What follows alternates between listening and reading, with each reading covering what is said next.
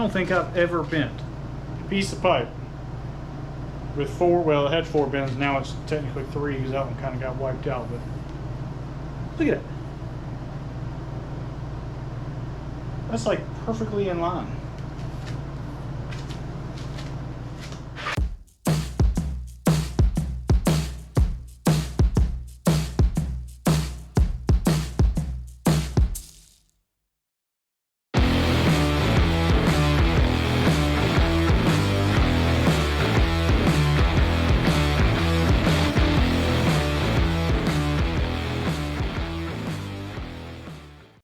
All right, welcome back to the channel, everybody. Today we're going to be making a portable planishing hammer.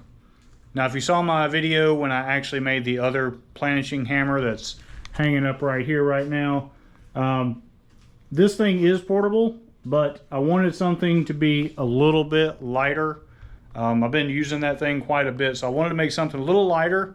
I also didn't want to spend a pile of money on it, so I kind of found a little thing that works really well that we're going to use to make that planishing hammer, which is the most expensive part that was on that one. I found a little dirt cheap thing that you can use to actually make the piece that we really need. Now, unlike the other one, when I built that planishing hammer, I had that tubing laying around. I had most of the components laying around other than the actual hammer, the foot pedal, and the hose.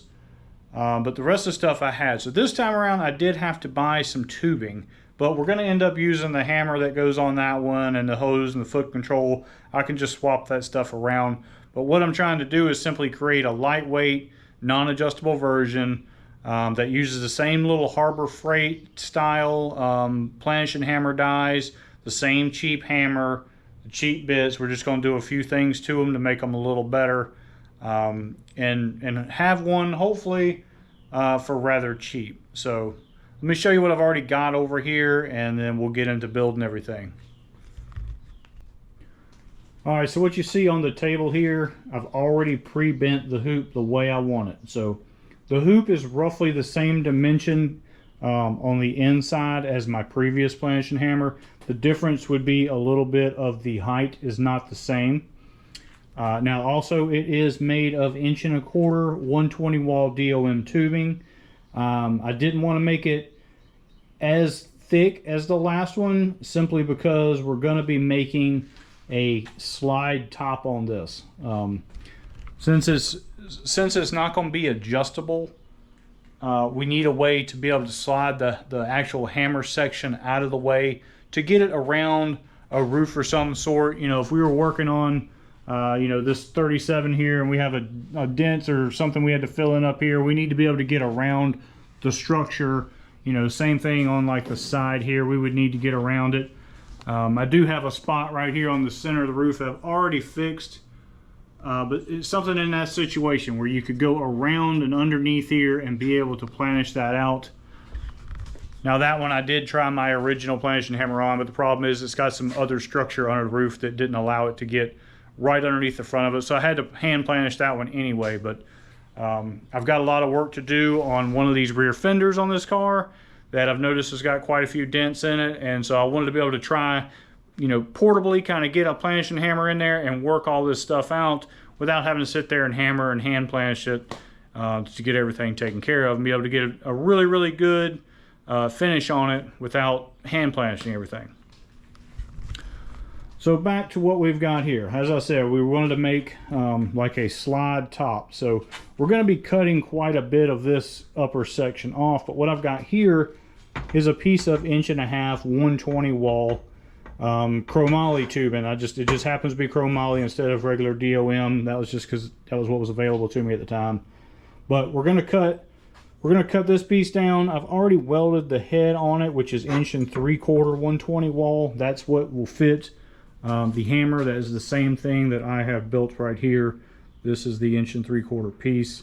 We'll be putting some tabs on it that you can see. I've already got some tabs laid out here. I've got 4 of them because I believe we're going to just double them up. They're chromoly tabs. It was the easiest thing for me to get a hold of. 3/8 hole, 1/8 inch chromoly. I've got one of the dies here. This is one of the Harbor Freight style dies that's on Amazon. that I purchased, like a set of 4, and they have multiple different assortments of them. Not very expensive, especially in when it comes to this Planishing hammer stuff, so pretty cheap. But the most important part about making this thing dirt cheap is this right here. Now this is actually a tipping wheel. This is a tipping wheel that would normally go on this bead roller. So this is normally what you would use. You'd have a solid, a solid one or a skateboard wheel or something underneath there, and this would be your tipping wheel. But it just so happens that that hole is exactly the right size for that Planishing die. And it has set screws in there. So if you wanted to lock one in, like if you wanted to make a linear stretch die, if you know what that is, it's where you would essentially have just a center post with a curve on each side. So that way, instead of using like the shrinker stretcher, on like the foot stand shrinker stretcher that I have over there, instead of using that actually puts teeth marks in the metal, you could use this, and you have that die locked into place, so as you run like a piece of angled metal through there, it will steady smash and stretch it linearly, and that will make it stretch, but it also won't put little teeth marks and won't kind of try to pull the metal apart on you. It's a much nicer way of stretching metal versus the teeth jaws that are on those stretchers. Same with the shrinkers. The shrinker puts teeth marks in it, but there's only a few options on actually shrinking stuff. But by using that tipping wheel head with the set screws and everything in there, it also means that when we're using this and we're trying to get it inside of, like under part of the car, the die's not going to fall out. We can set it in there, so if we turn this thing sideways, upside down, it's not going to fall out, and so that will be nice to have. Now we're going to end up cutting it right here. You'll notice that it has a bit of a bevel, so we're going to cut it at its lowest point, and then we're going to end up beveling out, cutting some of this off and beveling it to make basically kind of sink it down in a little bit. I'm not going to go ahead and weld that thing completely in yet. I might change hammers on the top, and so that's going to be part of our depth control. So whereas the original Planishing hammer, I've got the adjuster at the top, and that allows me to open this whole thing up to remove a die or to add or take away tension on the Planishing hammer. If I want to add a lot of tension and make it stretch, I could do that with that one. This one is going to be specifically for Planishing, so the only way to add any tension or to kind of change what it may be set for on the depth or the thickness of metal would be by moving the actual head up and down just a little bit. So we can always do that. That's not going to be much of an issue if we needed to make a little room. But the biggest part is we need to make that sliding top first. And I know I'm rambling on, but I'm going to go ahead and cut some of this off. We're going to go ahead and get an amount of this off of here so we can go ahead and start figuring out how much we want this thing to slide, because we need it to be able to slide back. And I'm looking to possibly get something like 6 inches of clearance, between where the hammer would be and that. So 6 inches of clearance would be quite a bit to be able to go around, around a body or something to get in somewhere. Yeah.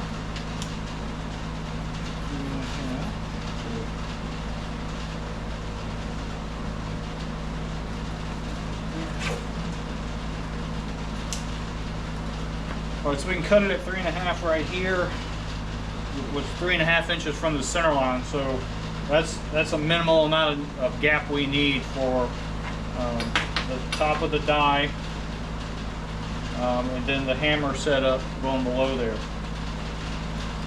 As far as this area here is concerned, like I said, we want about 6 inches or so of gap to be able to put in it. It's going to be somewhere in this neighborhood here. So we want one in this section to be able to slide back. to leave us that much room. So we want to be able to slide this piece back to about right there. That leaves us a pretty good gap to get in. Remember, we've got the head. We can take the, we don't want to have to take that off. We don't want to have to take the top of that die, or that top. I don't want to take the top of the Planishing hammer, the upper die, out of it. So I'd almost like to make a little more room, but I want to leave, I'm guessing 4 or 5 inches of actual room for this piece to be slid on to stabilize it. We're gonna stabilize it between there with a pin going straight through both parties. But other than that, it's just gonna basically slide on the tubing and stay put.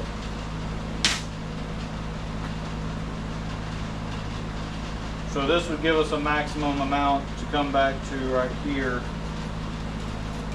We want to stop it right there, about 6 inches. So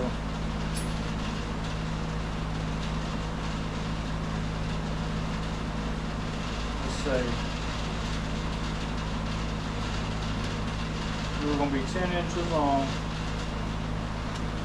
10 inches from the center of this to here. Means we could go,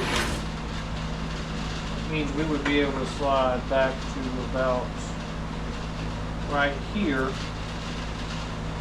which would leave us all of that space there to get through. But then going forward,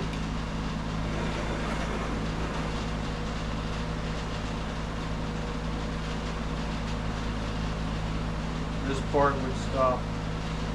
Where's our 10? Right here. So we want to have about 4 inches, at least 4 inches on there.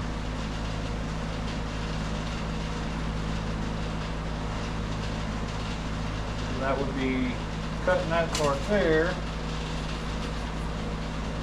which means it's going to stop at the head, which means it's going to stop right there.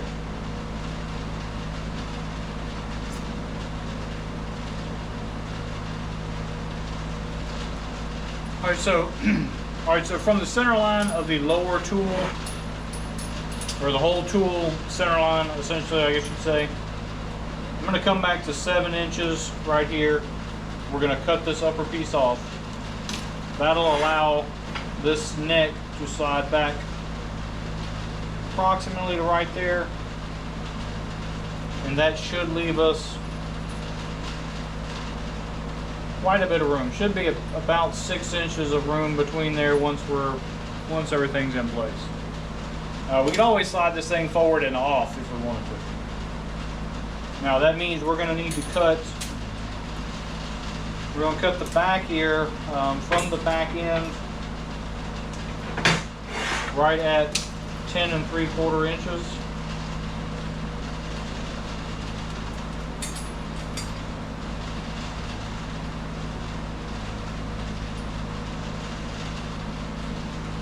Yeah, so 10 3/4 to the rear. So we're going to cut this piece off right here, and cut this piece off right here. Then we can make this slide and go up and down on it.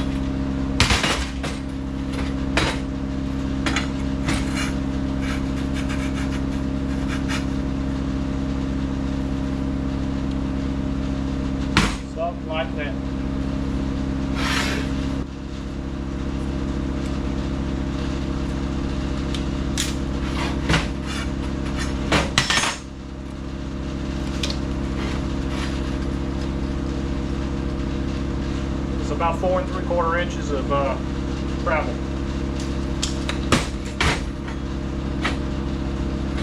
Or I shouldn't say travel. It gives us 4 3/4 inches of sleeve material so that when this is out there, it won't wobble. So I'm going to take the other piece of tubing and get it prepped, and we'll slide it through here, and we'll slide it on this one, and that'll give us our true alignment. And then with all that together, we'll mark and drill our hole that'll go straight through it, and then we'll have our pin to lock this head in so it can't go forward, backward, and it can't go side to side.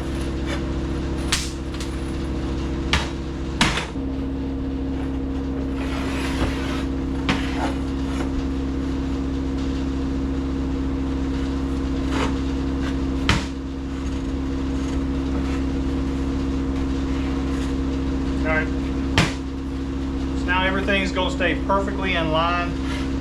We just need to drill our hole. So I've got marked here about 3 inches back. We'll drill our hole straight through everything in the drill press.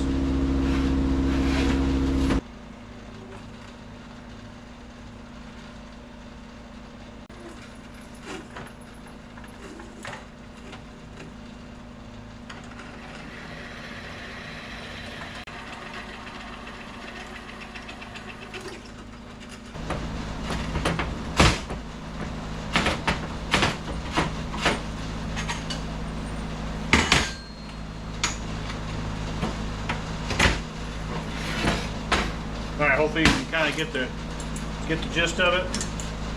One pin locks in. Now the head is up there. It's got just a little tiny bit of wiggle to it, but I think it'll be fine for now. I thought about putting a slug in the inside of this piece, and then putting some extra little wings off the end of here of a piece of tubing, just to help make it more rigid. But if I have to do that, I could do it later in the future. I don't plan on putting any paint on this thing right now. So now that this is done, we're going to go ahead, we're going to split the middle of this. We're going to get the air hammer out of the other one. We'll get it mounted in, and we'll go ahead and make sure that we have the correct height to go ahead and install what's left of that tipping wheel, which is now our upper die holder. The cool thing about that, this is already a hardened piece. It's not quite as thick as the other one I used on the other setup, but this little guy right here, I think is $35 on Amazon right now. To buy the one that I used originally in the other Planishing camera is, I think, going for $150. So that's the biggest expense. That was the biggest expense on that one, was the die holder. So 35 bucks. I'll buy another one, which I don't even need because I use the electric bead roller to do most of my tipping work now. It's kind of hard to tip and work that manual, while you're trying to spin one side and put pressure on the other without two people. It's kind of a pain anyway. So I haven't used this forever, and just so happened I found that it would be absolutely perfect. You see how well that fits. There's maybe 15 thousandths of wiggle room in there. I think you need 5 or 10 thousandths of clearance anyway. So it's just a little bit of wiggle. It's got the same amount of wiggle basically that this tube has on this. So whatever you want, whatever that clearance number is. One's a 120 and one's 188. No, either way, it's got just enough clearance. Works great. Enough rambling. We're going to cut this right in the center, mount that in, get our height right so we can cut this off, and go ahead and get this tacked on.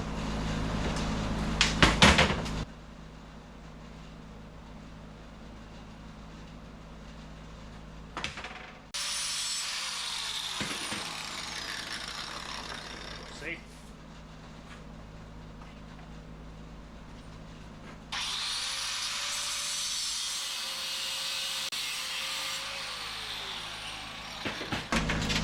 Alright, so next up I'm going to go ahead, I'm going to cut these tabs straight across here.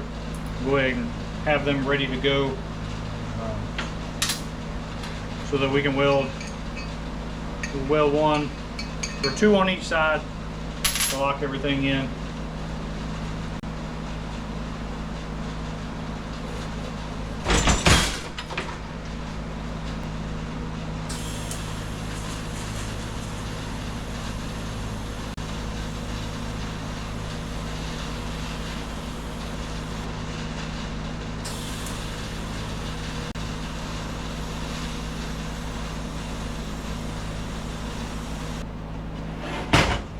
Alright, so with the tabs in place, got everything welded up, got our bolt in there. Now we need to find this distance.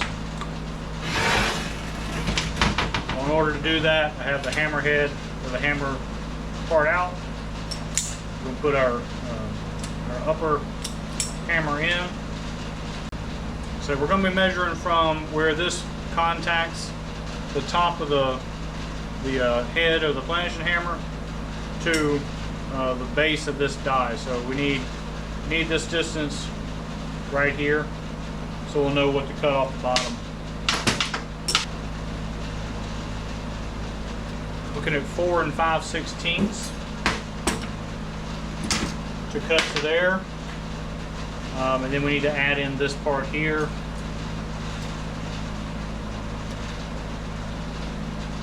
So this is exactly 1 inch. So 5 5/16 is where we need to be. From the top here, 5 5/16 down.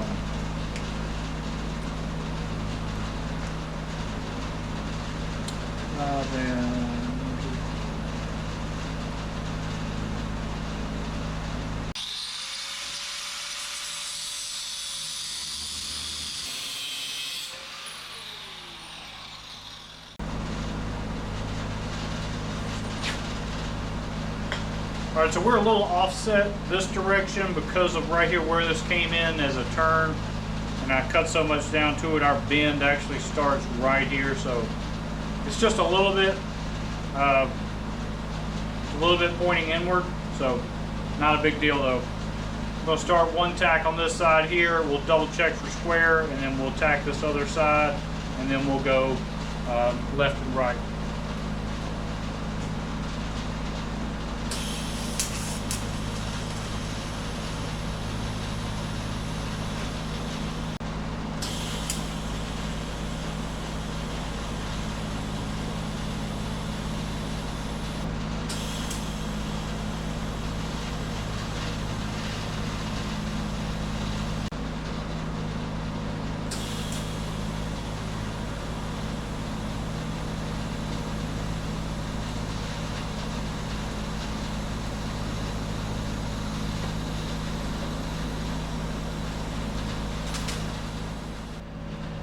Alright, so at this point we just need to reattach the air line, and once it cools off we could give it a test drive, see how well it works.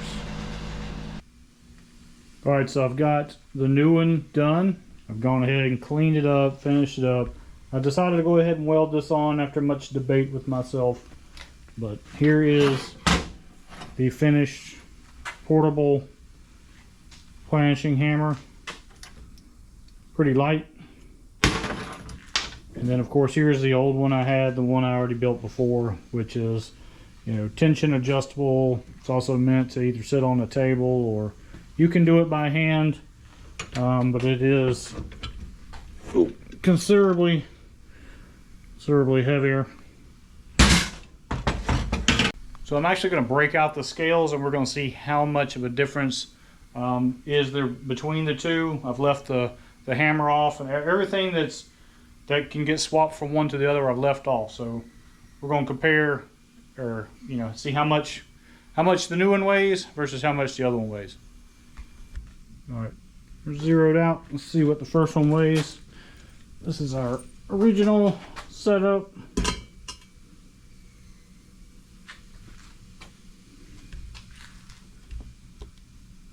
£16.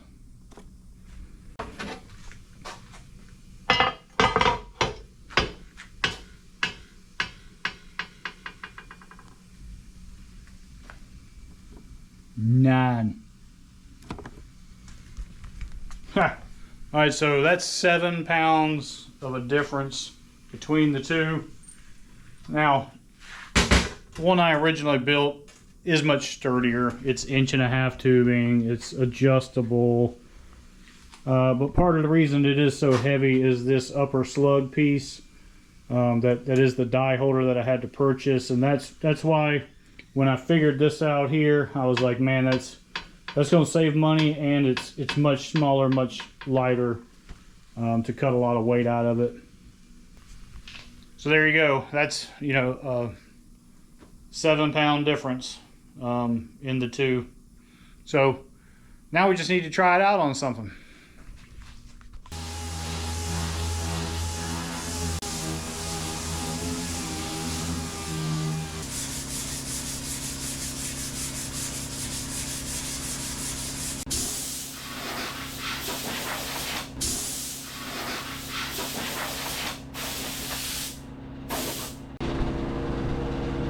Alright, so there's a few places in this fender here. Hopefully you can see. Yeah, right there, dead center. Another one right there, dead center of the screen. A couple places up there. There's quite a few. This fender here, it's a brand new fender, but it's obviously been sanded and just kind of rusted, but it's got a lot of work to do. It comes with the gas tank filler cap there that it comes on here, but you gotta flush fit it and do all that good stuff. Same with the tail light thing, so it gives you the plugs, but it's not done. But all right, so something I want to mention before I get started on this. In the original one, I was using a truly flat upper die. These were part of a kit that I bought originally. I had a link in the description. I'll put another link in there. It was a kit. It came with a couple different chisel bits or hammer heads in the kit with that to go with that hammer.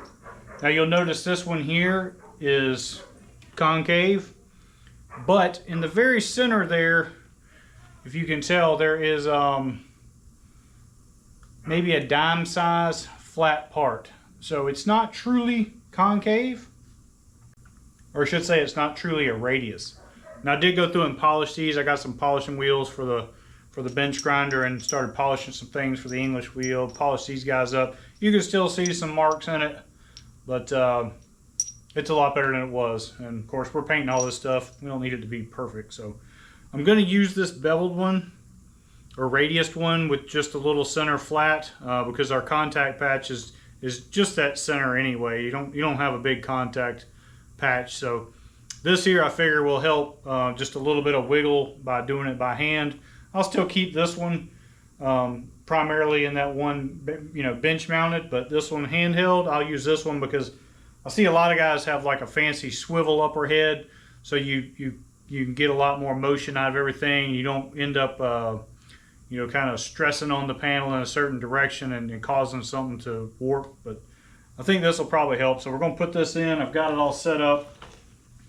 I've got an 8-inch lower in there. That's pretty close to where this needs to be. It's a little tighter as you move up, more around 6 up to these guys. I don't have anything between 8 and 14 yet, so we're going to use the 8. We'll work this area here. We're going to knock it out with a hammer first. This is not a cure-all. You still need to knock stuff out with a hammer.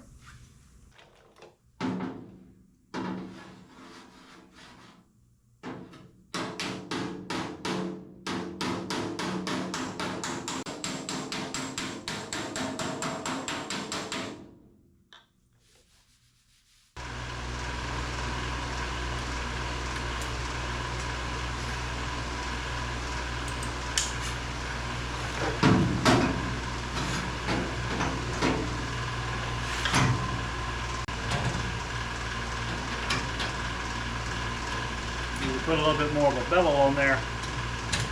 All right.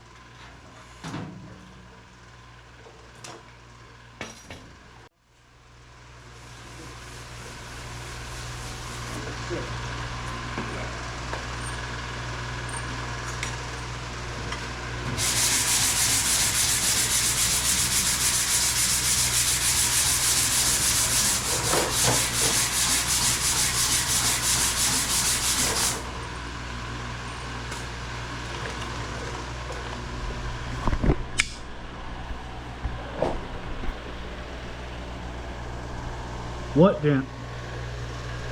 That thing is primarily gone. We were working right here. There's a tiny bit of it down below. Up there, man, that is great. Let's go ahead and knock these guys out up here.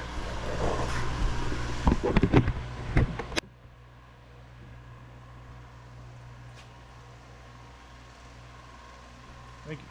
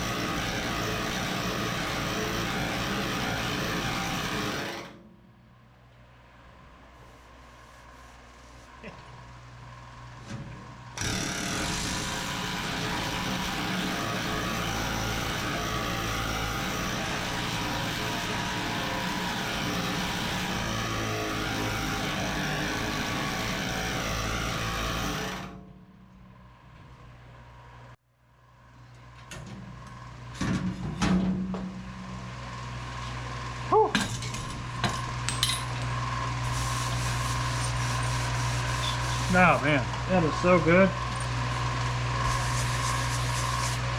That will work. Should have something.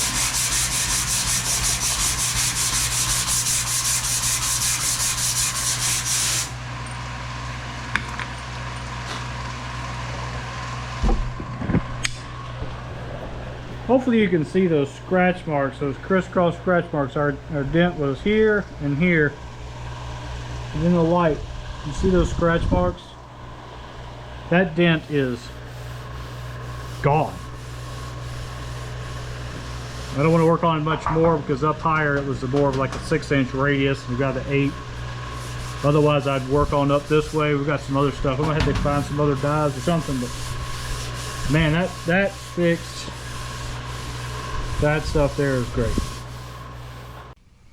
Alright, so that's another successful tool build. I'm so happy I built that thing. It is so much lighter. As you can see, when I was working that fender, man, this thing works fantastic. Especially using that kind of radiused upper die. I mean, even though this is dirt cheap stuff, this thing worked out fantastic. And I mean, I wouldn't say it's dirt cheap, but I didn't spend that much money. Like I said, I did have to buy tubing. I think I spent $125 on tubing, but about $50 or $60 of that was just shipping. So if you can find the stuff locally, or you have you know, a steel place locally, and you might be able to actually just buy exactly what you need. Like I say, I bought 3 feet of the 1.5 inch. I didn't need but 12 inches of it, actually a little less than 12 inches. You know, and the piece of 1.75 inch, you only needed 2 inches of that. 1.25 inch, I used 6 feet, but I chopped off about a foot of it. That was just kind of some extra there. All right, so I want to interject on the video here and just kind of put in a secondary thought. I kind of had small idea originally, but I want to put this thought in your head if you've gotten this far on the build of this thing. Now, I have a tube bender, so I have the ability to bend this stuff up. I'll put the design on the screen so that you can see that, but I'm willing to bet if you have a tube bender, you probably already know how to use it, and you either know how to do some math or you have some kind of program to help you do this. So I'll put the measurements and stuff up there, but it is kind of a tricky bend, simply because in my diagram you will see a start measurement where I've actually added 3 inches to the start. The start end is here where the die holder is. So when I bent this piece of tubing, this was my number 1 bend. There is actually a small bend right here. That was my number 2 bend. And then we spun the entire piece around and came back and did the number 3 bend, which is the top one. And then the last bend, number 4, we bent, but we had to flip the piece around obviously to get it to do that. But as it came around, it kind of seems like it got rid of this bend, but it necessarily didn't, because my tubing bender is only going to bend up to 90 degrees, and that is more than a 90-degree bend. That's why I had that little extra piece of a bend to it originally to get it to go through the tooling. You know, your tooling, you're always limited to your tools. That was something I had to do in order to bend this thing the way I wanted to. But what I was getting at originally is the fact that you don't have to bend this. You could simply take the same type of concept, do a piece of 1.25 inch tubing over here, and then, you know, if you have a notcher, or you could grind the notch, weld you a straight bar here, a straight bar all the way across here if you wanted, and back up, and you could create a very simple design without needing a tube bender. You could even change your diameters of things. You could simply go in here with 1.25 inches over here, and then you could put 1.5 inches and come down and around. You could turn this at an angle. You could do some straight lines to make something very simple if you don't own a tube bender. That's kind of the point of this, is trying to give y'all a good idea of how to do something pretty inexpensive. And, you know, I know everybody doesn't have a lot of different equipment, so that's just one thing. I'll put a little design on the screen right now somewhere, so you can see what I'm talking about. But you don't need a tube bender to make something like this happen. You could simply do a squared off design using nothing but a grinder, and you know, you'd be doing this, you know, still very, very good. So just want to interject that thought before I get through with this video. But everything worked out fantastic. I love it. You can see there's a lot of reach and depth with this thing. I mean, you don't need it to be too big. I'm not trying to get to the center of a roof. But if I wanted to, I could just make another hoop now. I can buy that cheap tipping wheel set, which is about 35 bucks. Cut it off. I can make me a hoop at 1.25 inches again, as big as I want, and just slide that head unit right back on it, and I'd have a whole nother setup, which may end up doing in the future. But right now, and the thing works great. So all in all, I had $125 in tubing. That tipping wheel will cost you about 35 bucks. And the rest of the stuff you'd have to have no matter what you did. So if you bought whatever kind of cheap air hammer, cheap tools, a cheap pedal, you don't necessarily have to have the pedal. I mean, you could hook an air line to it and just put a little valve on there, turn it on and go with it, and turn it right back off. So there's a couple different ways you could do it, but this here I think is a really, really great little setup. So again, very cheap, very easy, very lightweight compared to the original one that I built. So hopefully you learned a little something. If you did, do me a favor, like, subscribe, and tap that bell, and I'll catch you on the next one.